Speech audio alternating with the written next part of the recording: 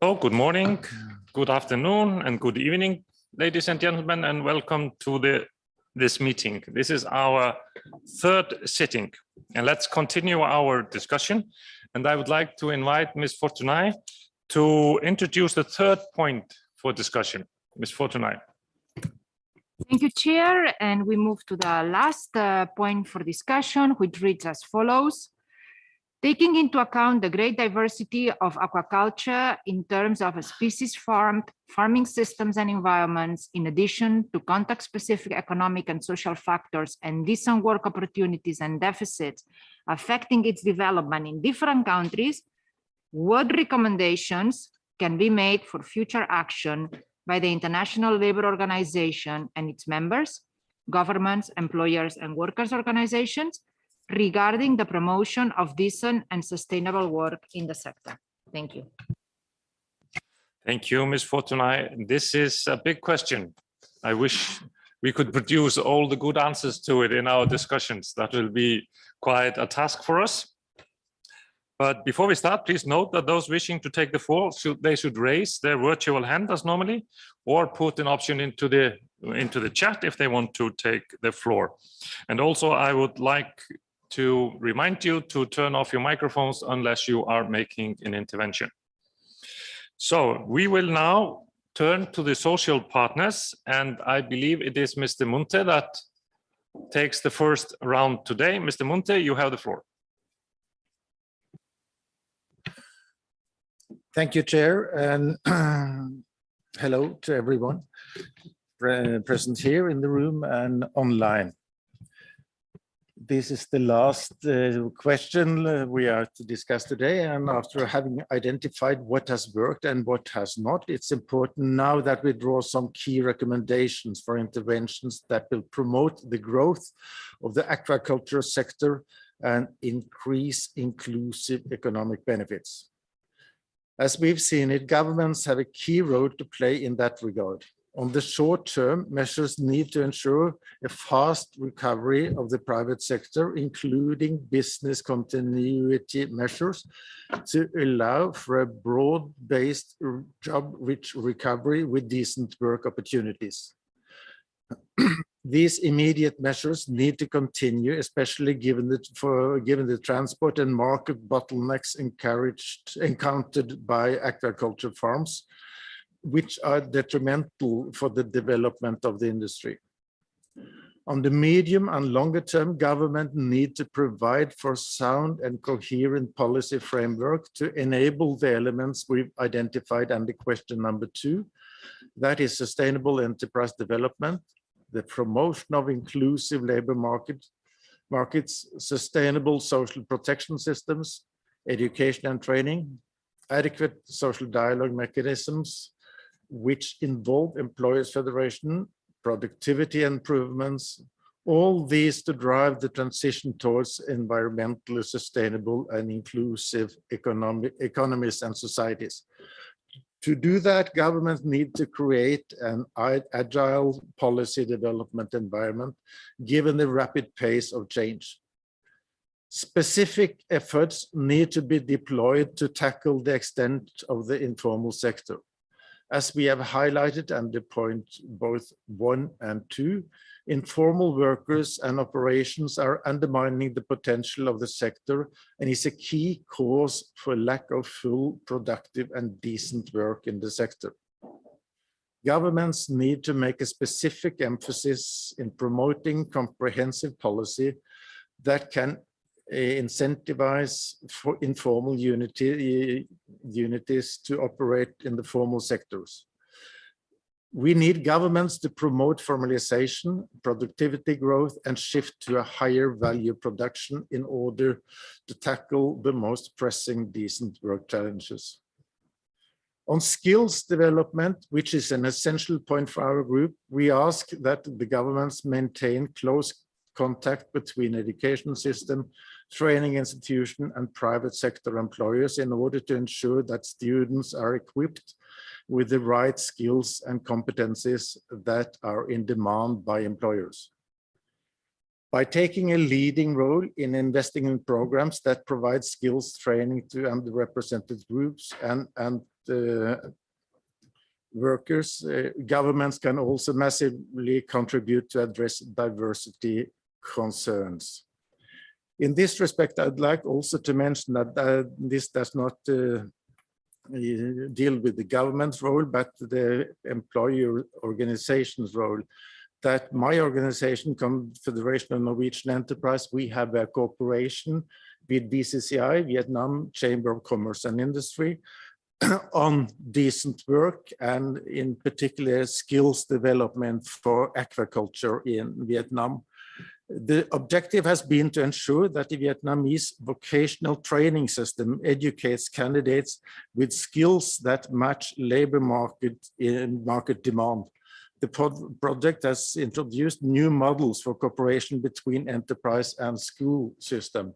So in addition to the governments, also the employers organization and business organization can play a vital role when it comes to the skills development. When it comes to the role of social partners, they also have a central role to play in the future work of the industry. For example, social partners can raise awareness and understanding, as well as provide guidance among their members about developments relevant to the industry. Social partners should also play an active role in the formulation, implementation, and monitoring of policies affecting the sector.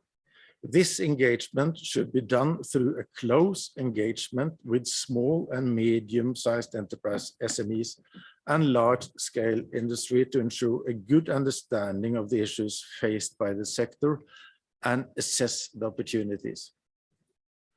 Turning to the recommendation for the ILO, the employers group believes the organization must be at the forefront of employment and social aspects impacting the sector.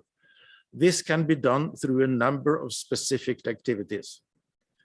First, we see a key role for the ILO to develop effective policies aimed at generating full, productive, and freely chosen employment and decent work opportunities for all, as enshrined in the Centenary Declaration. More concretely, the office should support government's effort to generate employment-intensive investment, promote an enabling environment for entrepreneurship and sustainable enterprises, boost productivity through diversification and innovation, and harness the fullest potential of technological progress and digitalization.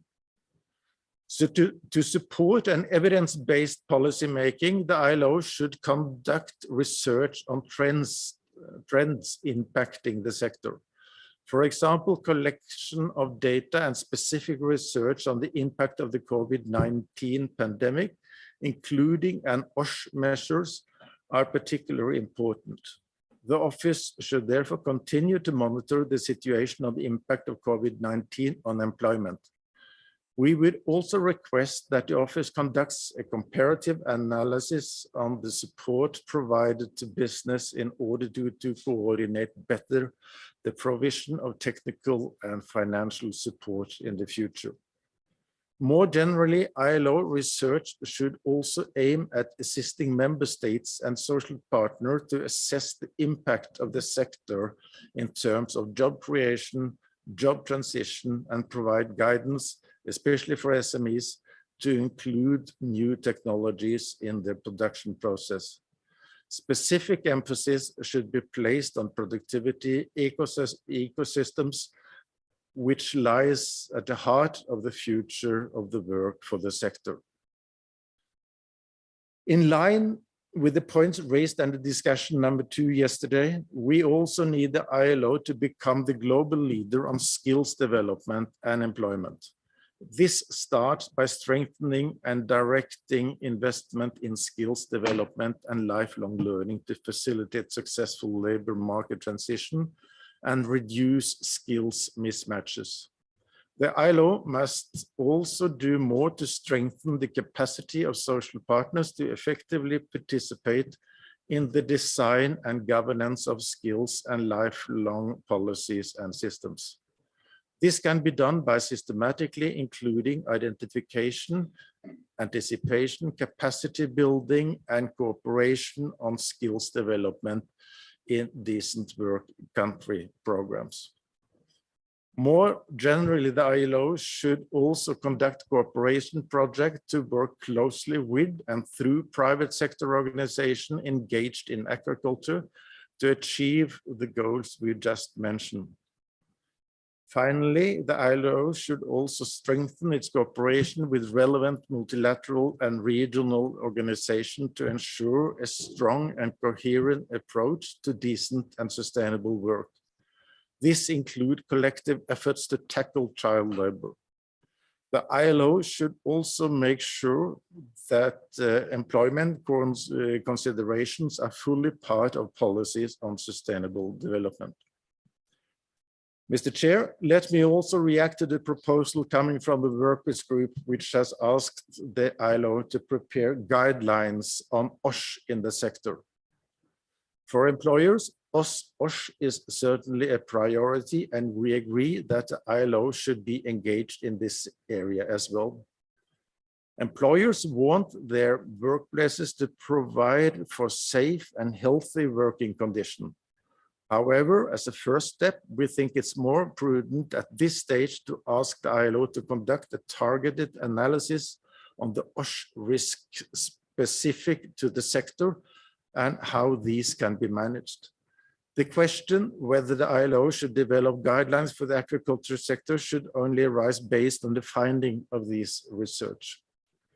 In conclusion, Chair, we hope that all the contribution from the employers group has made during the last days will produce a set of short, practical and practicable conclusions, setting out a roadmap for the constituents and the ILO, providing policy guidance on the formalization of the sector, investment, productivity growth, technological transition, skills and talent, women, effective labor administration.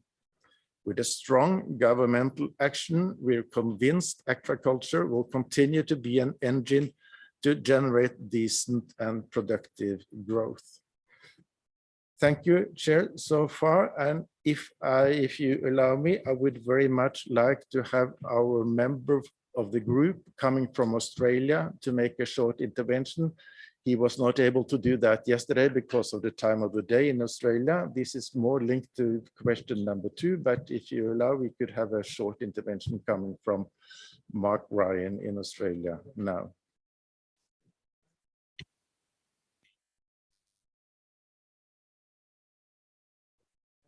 This is correct. You indicated this yesterday, and please let him have the floor. Australia, employee representative. Yeah, thank you, Chair. I appreciate, my name's Mark Ryan. I'm the Managing Director and CEO of Tassal Group, and we're an Australian company predominantly in the state at the bottom of Australia called Tasmania, and also in Queensland on mainland Australia. So thank you, Chair. I appreciate the opportunity to share with the plenary some examples of actions from the private sector. These actions demonstrate our commitment to reach sustainable outcomes and our support for a stable and enduring workforce for the aquaculture industry in Australia.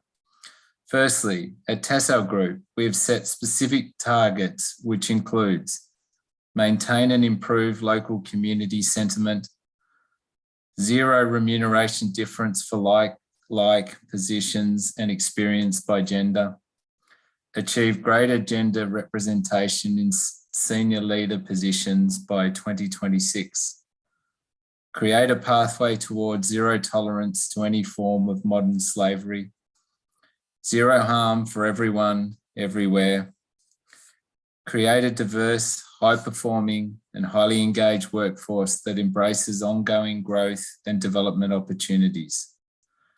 To achieve these, Tassal Group is supportive of blended work arrangements that balance the needs of the people and the business. As part of this commitment, our terms and conditions include flexible roster options and work arrangements. This flexibility is important in helping employees balance work with caring responsibilities, community involvement, and personal development. This allows the needs of the individual needs and facilitate training that relates to technical on-job skills or development of management. To understand whether we are meeting employees' expectations in the workplace, we place great emphasis on feedback sourced through annual employee surveys. These results continue to provide a base for analysis and the foundation for change practices and results. Ultimately, Tessau Group acknowledges that to be truly successful, the business must reflect the diversity of consumers and the communities it operates within. We foster a culture that ensures our people are genuinely included, are given equal opportunities, and encouraged to bring their whole self to work. Our example is just one from the employers group, but there are many others. Thank you for this opportunity. Thank you, Mr. Ryan, for your contribution. And now I turn to the workers' bench. Mr. Bragason, you have the floor.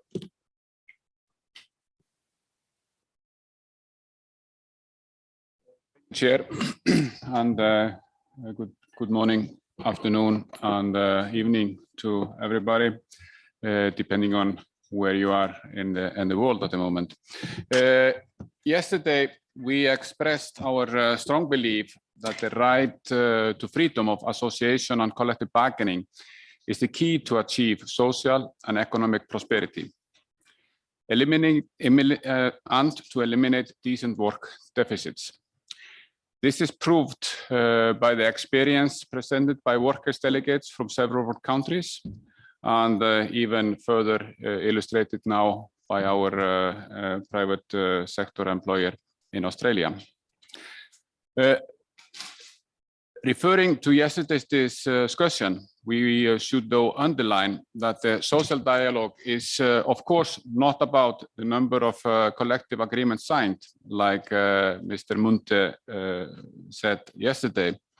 Many important issues can be resolved without formal signatures on paper, but recognition of workers' right to negotiate and sign agreements is the tool to resolve decent work deficit. And where this right is not respected, the progress becomes impossible or fragile. Respect for freedom of association and the effective recognition of the right to collective bargaining has a crucial role in designing policies to promote social justice. It's a means to achieve social and economic progress. Freedom of association and collective bargaining should be the frame for the development of the national and regional policies for socially and environmentally sustainable agricultural development. These policies should be developed with participation of workers' organizations. These policies should also include human rights and decent work components, provide universal access to comprehensive and sustainable social protection to all workers in agriculture. Then to some of our recommendations to government, enterprises, and the office. If I start with the governments, I think it's important for governments to understand that they have a duty to adopt, implement, and effectively enforce national laws and regulations to ensure that the fundamental principles and rights at work and relevant international labor conventions are applied in the agriculture sector. When it comes to multinational enterprises, we believe that in line with the principles of the ILO Multinational Enterprise Declaration and the UN Guiding Principles of Business and Human Rights, they should conduct human rights due diligence and try to reinforce collective bargaining along the supply chains to proactively manage potential and actual adverse human rights impacts of their operations and facilitate a just transition to a future of work that contributes to sustainable development of agriculture in its economic, social, and environmental dimensions. To the office, we would like to give recommendations that they should assist governments, employers, and trade unions in constructing sustainable employment and decent work conditions in agriculture by, number one, building the capacity of constituents nationally and internationally to engage in effective social dialogue in the aquaculture sector, including through technical assistance and regional meetings. Number two, we believe it's important to develop a policy guidance on decent work and sustainable agriculture, defining the meaning and providing expertise on various aspects of social sustainability. Three, it's important to develop a code of practice on health and safety in agriculture. This would guide national governments in developing standard methods of risk and hazard assessments and their elimination. We also need to ask the office to conduct a research on the existing practices of the labor inspection in agriculture, something that we think is missing. In terms of certain development cooperation programs, we believe they need to be strengthened. And this also relates to including elimination of child labor, decent work opportunities for women, and capacity building to increase women's participation in labor institutions and social dialogue processes. It's also important to develop a special international program which supports elimination of child labor in agriculture and fisheries, which should include development of an updated version of the guidance on addressing child labor in fisheries and agriculture from 2011. And this should be followed by regional and national education and awareness raising activities. It's also important to strengthen the cooperation with other UN organizations, and this includes participation in the work of FAO, Committee on Fisheries, assisting in policy development on social and environmental sustainability of agriculture. It also includes participation in the annual World Fisheries Days on November 21st every year, using the public events and policy debates at all levels to promote the decent work agenda for workers in agriculture and fisheries. Also, the participation in work of an international partnership for cooperation on child labor in agriculture, and participation in the ILO, FAO, and the IMO ad hoc working group in IUU fishing and related matters. Besides that, in our intervention yesterday, we listed fundamental ILO conventions and conventions specific to agriculture and migrant workers as essential in this work and the conclusions that we need to see today. The ratification and implementation of those conventions are of high importance for the agricultural workers in general. These are the elements which should help us in building the future of work in agriculture, which is based on the respect of human rights, fairness, and justice in the labor relations. The future which is so much deserved by workers who are working hard to ensure that we all have our daily food on the plate.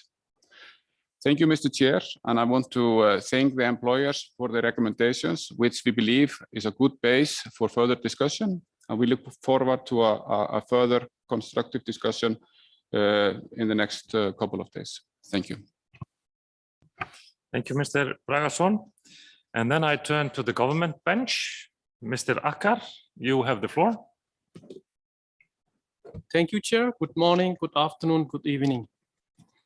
For promoting decent work opportunities in the sector and making the sector more sustainable, we as government group would like to make following recommendations. Develop guidelines which can guide member states' efforts to promote gradual formalization of the aquaculture sector, especially in developing countries, and the promotion of decent work and its 4 pillars: employment, rights at work, social protection, and social dialogue. Strengthening partnership and collaboration between ILO and FAO on the aquaculture sector that would, among other things, promote active collaboration between ministries of labor and ministries of agriculture and of fisheries in the design and implementation of strategic compliance planning for labor inspectorates to eliminate child labor, forced labor, and related malpractices in the aquaculture sector. promote dissemination of innovative practices and the use of advanced technologies in agriculture production and processing, including through development cooperative projects. This should include incentives for the adoption of technologies and that reduce occupational hazards through the use of safe machinery, equipment, and materials. Bearing in mind that it is an economic necessity to use natural resources effectively and rationally in order to ensure the sustainability and growth of the aquaculture sector, it's of great importance to monitor the environmental impact of aquaculture activities. Member states should be supported in the design and implementation of policy measures that promote a just transition to environmental sustainability in the aquaculture sector. To make the sector more productive and sustainable, the focus should also be on capacity building and skill development of the workers. The promotion of non-discrimination and equality in the sector and in particular addressing the challenge of gender pay gap would require member states to enforce relevant legislation. OSH and social protection related challenges facing the sector also need to be addressed in the same way. We therefore request the ILO to launch a campaign to promote the ratification and implementation of relevant international labor standards. With regard to the promotion of occupational safety and health in the sector, we propose the development of code of practice for occupational risk specific to aquaculture, which include risk assessment to determine and implement effective control solutions in accordance with the hierarchy that starts from the elimination of the danger for the adoption of personal protection measures. This process should involve scientists, aquaculture professionals, workers, unions, employers associations, and government institutions in raising awareness that all projects and policies that promote decent work in aquaculture are everyone's responsibility. The challenge of child labor in the sector deserves particular attention. In addition to efforts aimed at strengthening labor inspection systems, member states need to be assisted in the development of legal frameworks that profit all forms of child labor and address hazardous work among adolescents. Thank you. And we thank our social partners. Thank you, Mr. Akar. Are there any other governments that have requested to take the floor? I believe we have two, and now we have Mauritius has requested to take the floor. Government representative of Mauritius, you have the floor. Hello, good afternoon, everybody. Thank you, Chair. So I just wanted to highlight some points with regards to aquaculture in Mauritius. So the government of Mauritius is actually laying much emphasis on the aquaculture sector, as aquaculture sector has been identified as one of the clusters which can develop blue economy for an island state like Mauritius. And also aquaculture is believed to boost the local fish production, employment creation, and improve livelihoods of local fishermen. So in Mauritius, we have two types of aquaculture operations: one large-scale industrial farming and small-scale artisanal farming. And normally the small-scale aquaculture is mostly conducted by individuals as a side business. And marine aquaculture are actually conducted at prescribed sites with due regard to the environment. And the government laboratories actually conduct regular monitoring of the water qualities so as to avoid pollution and protect the marine environment. And also government do provide support, training, and extension services to small-scale aquaculture farmers. And the only large-scale aquaculture farm, we have only one company in Mauritius, which employs about 40 to 50 persons on a full-time and part-time basis. So in Mauritius, all workers, including aquaculture workers, are actually protected by the Employment Rights Act of 2008.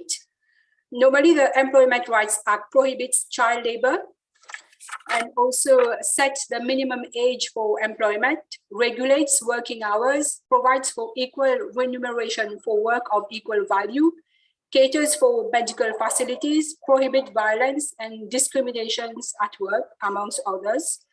And we do have also the Workers' Rights Act of 2019, which also caters for decent work conditions, provision of training, adequate remuneration, and it also allows workers to form union. We do also have a national minimum wage, and I must add also that local workers and migrant workers also enjoy the same treatment in terms of condition of work and wage allowances. We do also have the Occupational Safety and Health Act, which stipulates that employers have to ensure the safety, health, and welfare of all workers in their workplace. So this is some of the points I wish to raise. Thank you, Chair. Thank you, Mauritius. And I believe that, did we have more countries on our list? And we have on our list the government of Iran, but I believe we have the same problem as yesterday. So I have requested Mr. Taher, if that would be okay, that he would read out the statement from Iran, government representative of Iran. So please, Taher. Thank you very much, Chair. This is the statement from the government of Iran on the third point for the draft discussions. In Iran, warm water fish, cold water fish, ornamental fish, saltwater shrimp, semi-intensive system in aquaculture farms, and a combination of different species are produced in natural and artificial lakes by an extensive method. The total number of aquaculture produced in 2020 was more than 550,000 tons, and the number of direct employment was about 100,000. So it can be concluded that for every 5,500 kilograms of aquaculture produced, one direct employment has been created. Of course, employment per capita varies according to the aquatic species. For example, in the production of warm water fish, per 8,300 kilograms, cold water fish, per 6,000 kilograms, saltwater shrimp, per 4,500 kilogram per person. Direct employment has been created.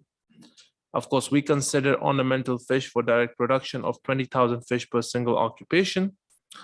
In their opinion, the use of new methods and advanced equipment in aquaculture has reduced the employment of simple workers and increased the employment of skilled labor, but will also increase the number of indirect employment, although they have not seen a documented study in this regard.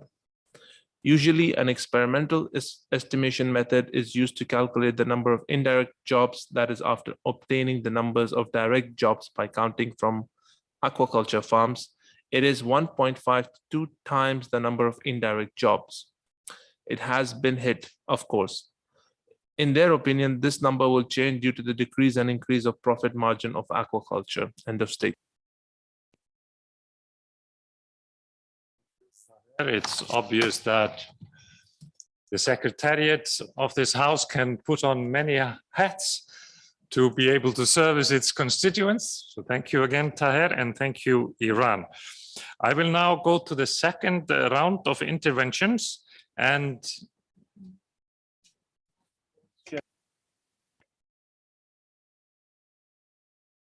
while Mr. Taher was speaking, I have 3 more governments on my list.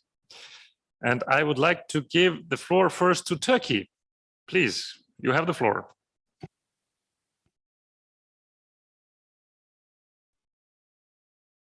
Thank you, Chair. Good morning, everyone from Turkey.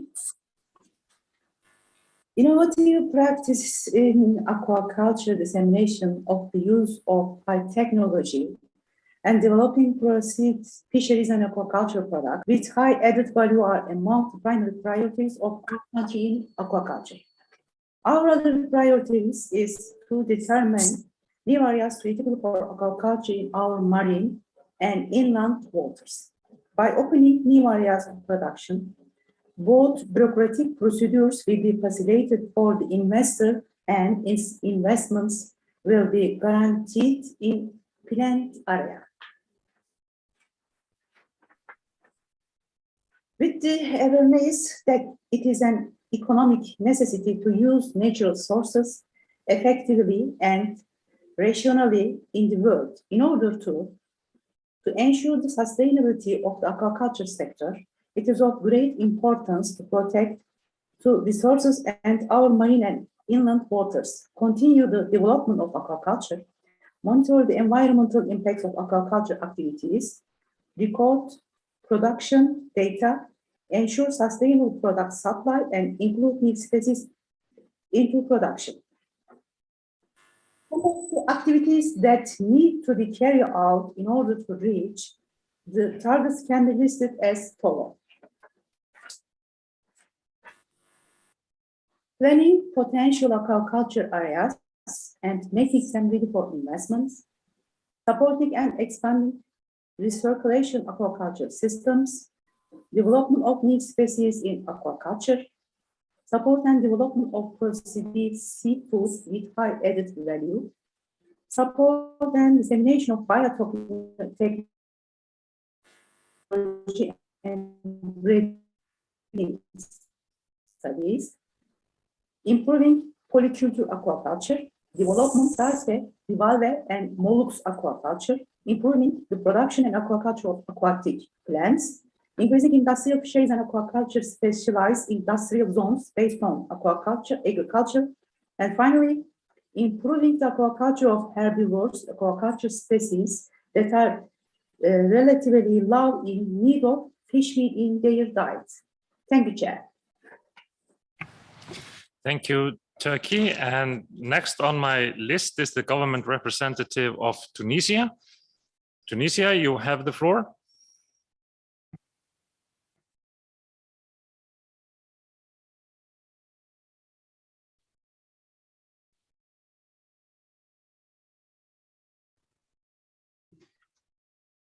سيد الرئيس، السادة ممثلي الحكومات والمنظمات، نحن نعتبر أن الخطوط التوجيهية الطوعية لضمان استدامة مصائد الأسماك صغيرة النطاق في سياق الأمن الغذائي والقضاء على الفقر التي تمت المصادقة عليها في روما سنة 2014 تمثل الإطار الأنسب للتنمية المستدامة لقطاع تربية الأحياء المائية والعمل اللائق للعاملين في مختلف حلقات سلسلة القيمة.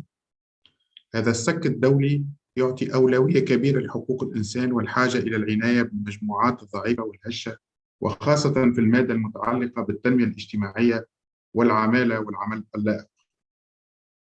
لذلك نوصي بالعمل على: 1. على الترويج للحماية الاجتماعية وتطبيق خطط الضمان الاجتماعي على امتداد سلسلة القيمة، وتطوير الخدمات المناسبة فيما يتعلق بالولوج إلى التكنولوجيا الحديثة في تربية الأحياء المائية والتمويلات والأسواق وخطط التأمين والنظر في جميع الأنشطة التي تمارس توقف جزئي أو وقتي متعلق بالقطاع لجعله أكثر جاذبية للنساء والشباب.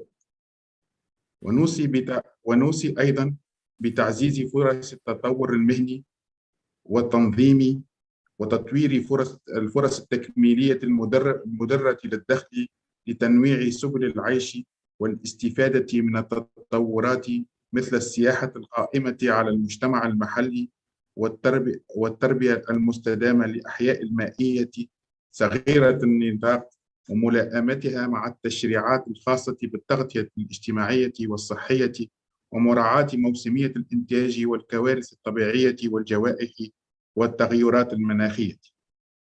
كما نوصي بمعالجة قضايا الصحة المهنية وظروف العمل والسلامة.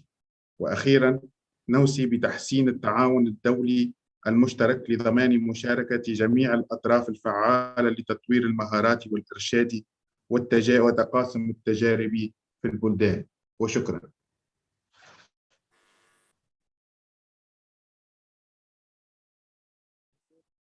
And on my list now, I have the government of Brazil. Government representative of Brazil, you have the floor.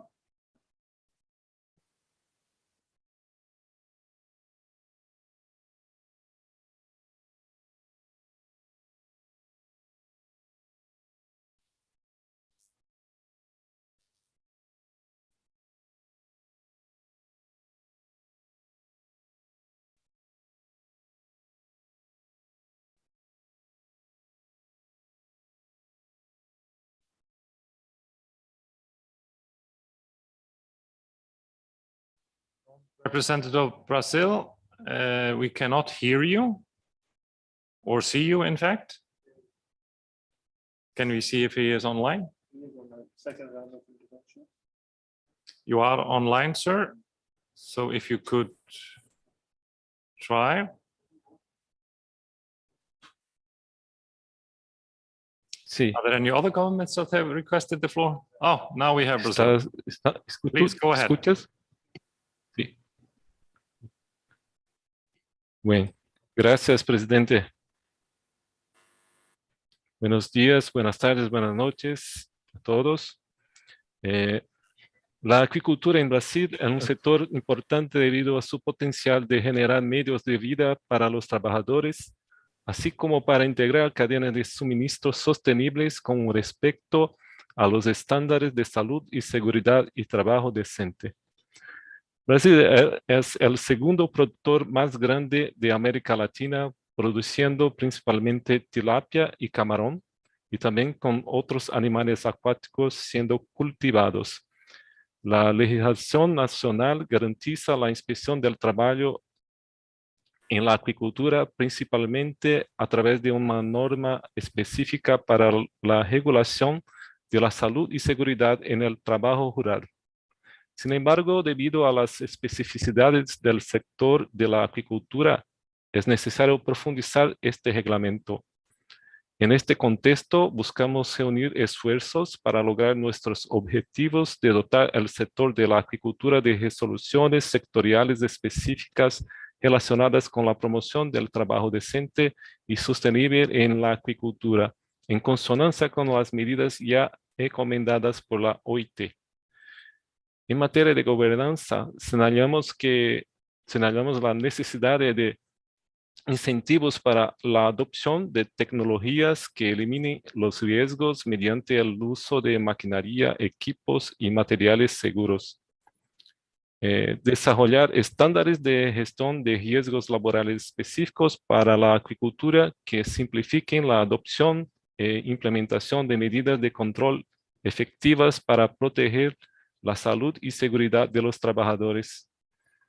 Incentivar la participación de científicos profesionales de la acuicultura, organizaciones de trabajadores, asociaciones empresariales, instituciones académicas y gubernamentales en la sensibilización de los proyectos y políticas que promueven el trabajo decente en la acuicultura.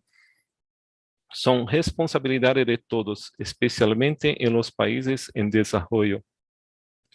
Garantizar el acceso a la escuela a los hijos de los trabajadores en edad escolar que viven en lugares aislados. Esta medida busca evitar que los niños, niñas y adolescentes conviertan la acuicultura en un medio de vida por falta de actividad escolar. En la cadena de suministro de acuicultura señalamos la necesidad de, en relación con los ingresos de los trabajadores, asegurar que los contratos de trabajo no se basen en la productividad hasta el punto de traspasar el riesgo de la actividad económica al trabajador. Esta medida busca evitar que los trabajadores perciban salarios muy bajos debido a la estacionalidad de algunas actividades acuícolas. En relación con la salud y seguridad en el trabajo en las actividades realizadas en zonas cultivadas o próximas, asegurarse de que los trabajadores no realicen actividades en el entorno de los medios acuáticos solos o sin la supervisión necesaria. Esta medida está dirigida a los casos de ahogamiento, especialmente cuando el trabajador tiene por alguna situación inesperada su capacidad de autorrescate disminuida o inhibida, como en el caso de una enfermedad repentina o desmayo, o incluso debido a dificultades para moverse en el medio acuático. Asegurar que los trabajadores puedan adoptar medidas de autorrescate en caso de caída al agua o encarcelamiento en ambientes sumergidos. Esta medida busca dotar al trabajador de los medios, equipos y estructuras y habilidades, entrenamiento para nadar, para salvarse en casos de ahogamiento o encarcelamiento en un medio acuático. Asegurarse de que los trabajadores dispongan de medios y lugares adecuados para cambiarse de ropa mojada, siempre que sea necesario. Es importante decir que muchas de estas medidas ya están previstas en otros convenios y recomendaciones de la OIT o se han abordado de alguna manera en el documento de referencia sobre el futuro del trabajo en la agricultura en el contexto de la economía rural. Por lo tanto, el gobierno brasileño destaca lo que considere de gran importancia para el tema. Muchísimas gracias.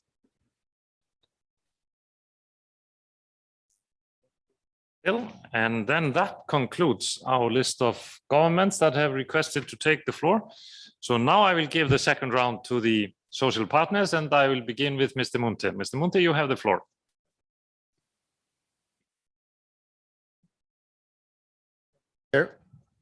And I will be very, very brief in this second round. Just to be sure, I think we are more or less in line, the workers and the employers. We both put very much emphasis on the need and the importance of having a good social dialogue. But my impression is that sometimes the workers think that the only way of having a proper social dialogue, that is through collective bargaining. This is, we are not in line on that question. And I just repeat what I said yesterday, that this is dealt with in the Centenary Declaration, that social dialogue is very important and collective bargaining is one form of social dialogue, but not the only one. And when it comes to the human rights issue, point number 2 from my side, the human rights issue for the companies, it was referred to by Mr. Bragason that due diligence is important. These UN guiding principles and the M&E declaration, they have a number of tools in this regard. So, and due diligence is only one of them, and that we should put much emphasis on that and not on the others. We will not agree with that. So, but the most important thing is that the companies comply with their obligations according to these instruments, the M&E declaration and the UN guiding principles. And as I said, due diligence is one of a number of tools. And finally, I will not repeat everything that has been said by the workers, the government, and from our side. And the office has, of course, listened to this. And there are a number of requests and wishes from all partners, what ILO should do, all sort of guidelines and activity.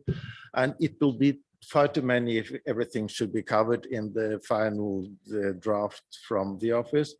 In our opinion, it would be very good if the office could concentrate on the activities where we have agreement. There are a number of them, and there are some that we do not have agreement on, but we should concentrate on that because we are not able to take into account everything that has been said. And as this is the end of part 1 of the negotiation, I would just like to thank the chair and the vice chairs for the way this meeting had been conducted, and the cooperative tone hopefully will remain when we are to enter the negotiations tomorrow and on Friday. Thank you so much. Thank you, Mr. Munte. And now I turn to the workers' bench. Mr. Bragason, you have the floor. Thank you as well, Mr. Chair. I will be brief as well, and I agree with Mr. Munte that there are a lot of commonalities that we have presented here today, employers, governments, and the workers group. And allow me to kind of express our gratitude to this, because I think it's really important that we are in line and understand that it is important for this growing industry, and sometimes a new industries in many ways, that we need to have common elements or common approaches on dealing with some of the challenges the sector has been facing. And hopefully this dialogue will translate into some concrete conclusions and outcomes that will help us to guide our work for the future. We have expressed earlier that we believe that this meeting should be the first step towards developing long-term strategies, initiatives, policies, and programs that can enable us to address the challenges faced by the sector and develop a truly sustainable aquaculture sector, strong sector, but also a sector that respects human rights issues and eliminates decent work deficient. Just to highlight once again that for the workers group, the collective bargaining is a fundamental right, but I understand Mr. Munte's points, and we will continue to discuss this in our next couple of days. But we are very positive that we will be able to deliver a progressive outcome that will support the growth in this important sector and enhance rural economies. We are very much looking forward to continue in this constructive discussion, and I must thank both the governments and the employers for the way this meeting has been conducted. And it's a great pleasure to kind of say that it has been a good meeting, and we are very much looking forward to move into a direction of making agriculture a truly sustainable sector in an economical, environmental, and social terms. Thank you, Mr. Chair. Thank you, Mr. Bragason. And now I turn to the governments. Mr. Akkar, you have the floor. Thank you, Chair. I have carefully heard to social partners and their expectation from the governments. In line with their expectations, governments are committed to create an enabling environment for fast recovery of private sector from the impact of COVID-19. Government group is also committed for sustainable enterprise development, for which it puts a lot of premium on education, training, and skill development of the workers. It is also crucial for productivity improvement for the sector. Government is also creating policy development for formalization of the sector and is ready to work with social partners. In this regard, government in association with social partners is also committed to just transition from future of work.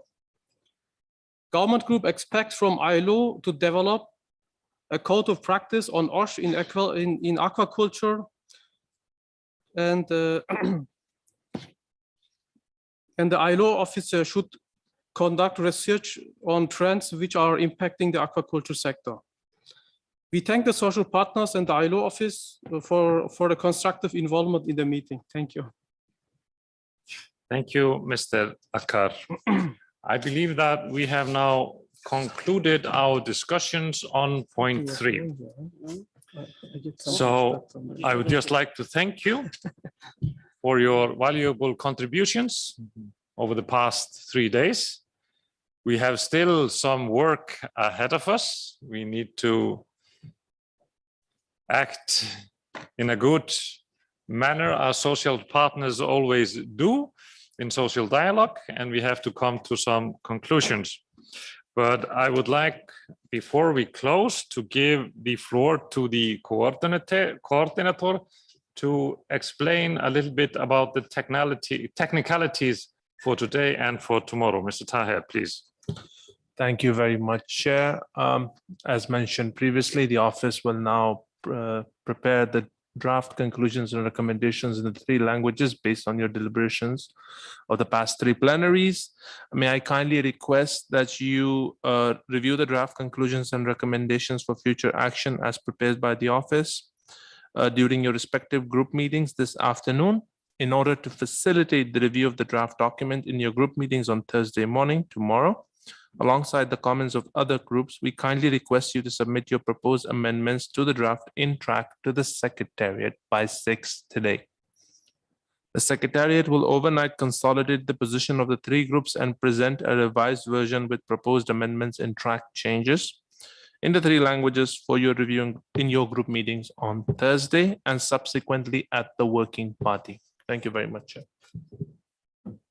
Thank you, Taher. That is the final words of this session today. I wish you all a good afternoon and some fruitful discussions. I'm also a little bit excited to see the conclusions or the draft conclusions, and I hope that we will do a good job on them for the rest of our meeting. The meeting is adjourned.